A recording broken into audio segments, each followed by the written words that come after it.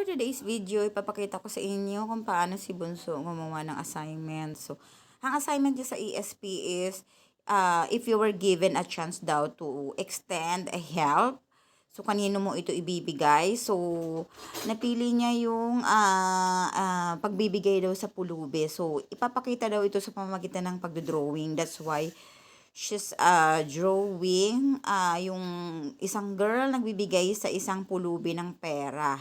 So, ayan.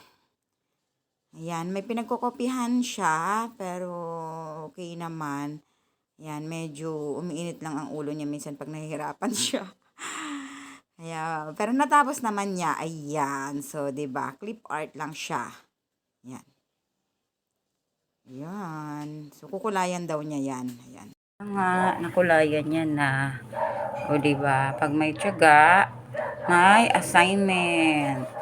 Lagyan mo na ng pangalan mo.